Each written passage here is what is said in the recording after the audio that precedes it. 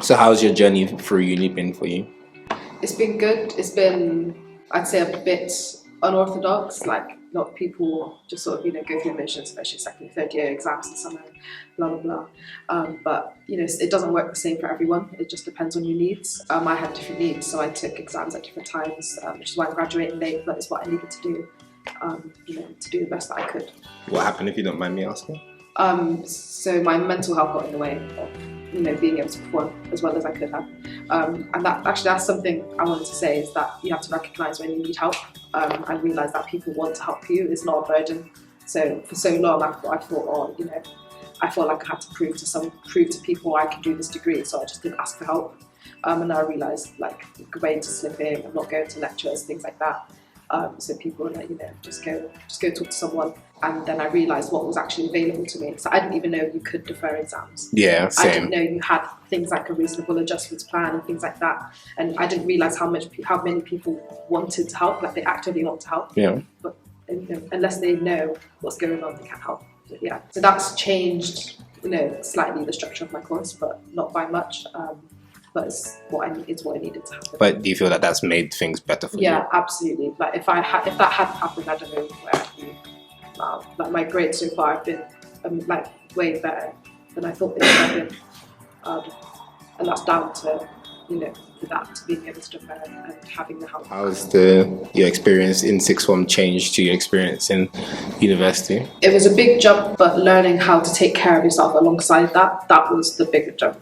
And learning how to make friends and how to make connections and how to, adjust to different people, that was a very, very big jump. Like, I had been in the same house my whole life, the same road, the same school that all my friends went to. I was surrounded by the same people my whole life. I'd come into a completely new set of people, completely different, kind of people. Like, I think I had 2 white friends, and then I came to here and I had no black friends, no Asian friends. Everyone in my course was white. So having to adjust to that was the biggest thing. But yeah, actually, when I first came, I didn't know about ACS, like African Caribbean Society. I didn't know about it. I wish I had. When I joined it, I felt I found my people. It made uni a lot easier, being surrounded by people who were like-minded. I would recommend that. See what societies are there. You don't know. You might find your people. You might, even if it's something that you don't think you're going to do, if you branch out and realize and think about who you want to network with, you might find someone you get along with well. It might make your life easier. But yeah, the big jump was more of the social side and taking care of myself rather than the academic side. In those periods where you were adjusting, how did you get through that? It was really through talking and realising that everyone's going through it, because it can feel like you're the only one that's struggling, but everyone's in the same boat. All your roommates that you're living with, all your friends, they've all made the same big jump that you have. When people actually sit down and talk about it, you realise that everyone's feeling the same way. And you might close yourself off and try and feel sorry for yourself, or it just doesn't help. So yeah, if you're going through a bad time, if you're going through it with people, it makes it easier. So yeah, make sure you're opening up and talking to people. It definitely helps. Yeah. I guess the interesting thing about life is one of those ones where, as we go along from each step, from each, whether it's from year 12 to year 13, from sixth form to A levels to university, it's all little jumps and it's all little hurdles that we all have to go through. But if you take yourself back to those moments in time, what do you wish you would have known back then that you feel like would have maybe put you in a better position than you are now, or would have helped you in a tough spot, basically? I think for me, I discovered this mostly probably in uni/post-uni, but I wish I'd known it all along. The most important thing, in my opinion, is your mental health. Because, honestly, truly speaking, your degree is not everything, your A-levels is not everything, your GCSEs is not everything. Your sanity, your well-being, your health, your physical health is actually so important. Look after yourself throughout everything. Yes, work hard, put in the effort and stuff, but don't let it become your everything, your life. Still have a social life, still have friends, still enjoy yourself, still look after yourself, still do things outside of your studies to be a rounded person. Don't be all work and play. If you're struggling, ask for help. Don't try and be like, oh, I'm fine, I can help myself. Big problems too, honestly. Big man thing.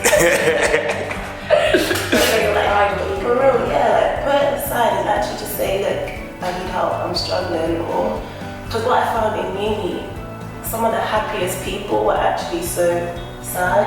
They were really like struggling with a lot of different things that they could have easily just asked for help and solve things quicker than they did, or things could have gone a different way. So there's no shame in asking for help. And yeah, look after your mental health. It's so important. I think kind of like a tangent from that, like relationships. Guys, That one. guys, She's about to go off. guys. Rip off the band-aids. Listen, like the boy you are with at 14, 15, 16, maybe, might be, like 0.1% probably be your husband.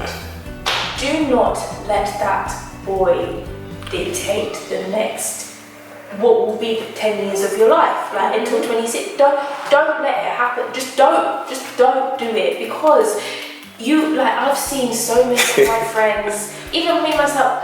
I went to uni, I followed a man to uni, like he was 15 minutes away from me. I made decisions based on a man, or a boy. I was 17, 18 years old. Like, it's so, I've been there, and I know this is going to sound so patronising, and I know in that moment, this boy feels like, or girl, or whoever it may be, feels like everything.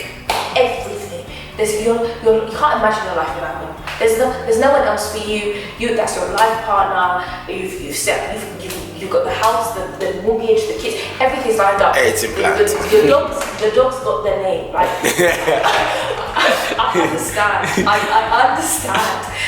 However, uni and life after uni is, you can't even begin to imagine the possibilities and the experiences and the people that you're going to make and have and meet, that's going to shape you as an adult, because you are still a child at 18. I still feel like a child at 23, more so than I felt like a child at 18. You are still a child, you're still learning about yourself, you're still making mistakes and putting yourselves into positions you're very uncomfortable in. Don't let a man or a girl or a boy, whatever it is, or a woman, dictate how you react to those situations. Learn them for yourself, get to know yourself at 18, because your foundation needs to be steadfast and so strong on the mental health side to get through the next 3, 4, however long you're at uni for, and then throughout life. If you've built that foundation, which you start building at 18 to become into an adult, based on what a boy or a girl is saying to you, based on how you feel about the opposite sex or whatever it is, your foundation is suddenly jaggedy, because it's not your mind, it's not you, it's not internally, like, it's only you one who was born on your own. You one know yourself better than anyone. So if you, like some stranger you've met 6 months ago who's now your boyfriend, you're talking about marriage and everything else, they will never know you the same level you know yourself. So you need to, it's only you who can build that foundation to then like jump you into the next level as an adult and make you the person that you actually want to become. Because you start building this foundation, you go to uni, trying to build on this foundation, and it's suddenly falling apart because ultimately you don't know the person that you're trying to create, because it's made out of so many people. You have enough friends to influence that. You have your parents influencing that person that you're building. You don't need the opposite sex influencing that as well. I'm not saying don't get into relationships. I'm not saying that. Of course, enjoy yourself, have fun, get to know people, like, do that, but don't base your uni experience or your sixth form on that person, because you don't know how long they're going to be around, and you are the only one that's going to be constant throughout the rest of your life. You're the only person who's going to be constant. So make that foundation as strong and as genuine to you, and you'll be fine. That's beautiful. Aww.